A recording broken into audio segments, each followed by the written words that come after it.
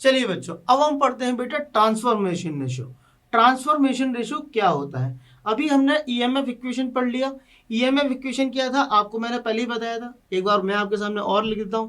Sir E R M S will be equal to था sir √2πf∅m into N. Clear है? E R M S. अब ये देखिएगा R M S E M, यदि मैं 1 लिखूंगा तो ये क्या लिख सकता हूं, 5m n1। यस और नो? Are M S 2। यहां से मैं आपको ट्रांसफॉर्मेशन रेशियो निकाल के दिखाता हूं। ठीक है बेटा, आपको समझ में आ जाएगा। ये आपका n2, दोनों को डिवाइड कर दीजिए। Once you divide this, so you find E R M S 1 upon E R M S 2 will be equal to n1 upon n2। इसका मतलब है हमारे पास जो रेशियो आएगा वो E1 upon E2 will be equal to N1 upon N2 will be equal to I2 upon I1, या फिर sir E2 upon E2, E2 upon E1 equal to N2 upon N1, N1 equal to I1 upon I2।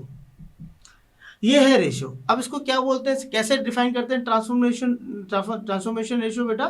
कि transformation ratio it is a ratio of secondary voltage to the primary voltage. It is a ratio of secondary voltage to the primary voltage and it is denoted by K. किससे denote करते हैं? के से। ये clear है? चलिए अब मैं आपको आइडियल ट्रांसफॉर्मर बताता हूँ। बेटा आइडियल ट्रांसफॉर्मर क्या होता है? आइडियल का मतलब क्या है? आइडियल का मतलब थोड़ा समझ लीजिए, बहुत सिंपल है। आइडियल मतलब which has no any losses, जिसके अंदर कोई भी लॉसेस नहीं हो। दूसरा, उसका वाइंडिंग रेजिस्टेंस आर नेग्लिजिबल, उसका वाइंडिंग रेजिस्टेंस नेग्लिजिबल हो। Which has no any losses, I mean the efficiency should be 100%। Efficiency कितना होना चाहिए? 100% होना चाहिए। उसका लीकेज फ्लक्स सर 0 होना चाहिए। 3 कंडीशन समझ लो। प्राइमरी सेकेंडरी वाइंडिंग रेजिस्टेंस आपका बहुत नेग्लिजिबल हो, लॉसेस 0 हो, 100% एफिशिएंसी हो, और आपका लीकेज फ्लक्स 0 होना चाहिए। ये क्लियर है? यहाँ तक समझ में आ रहा है? लेकिन इन एक्चुअल प्रैक्टिस हम बात करें तो हमारे पास जो आइडियल ट्रांसफॉर्मर है, it is not physically present in the world, right? So in actual cases it is not possible।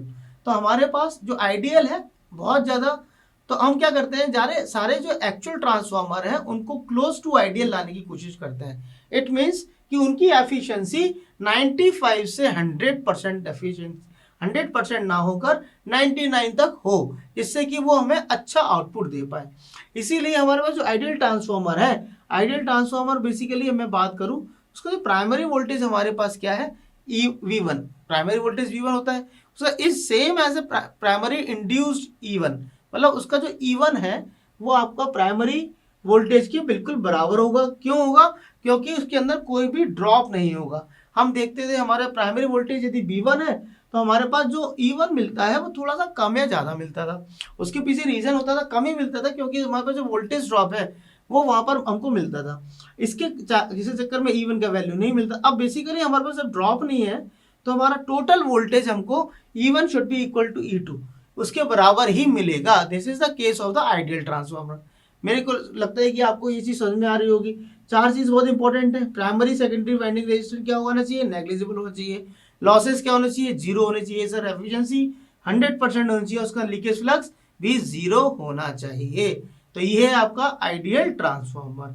मेरे को लग रहा है आपको क्लियर है। चलिए अब आगे अपन बढ़ते हैं।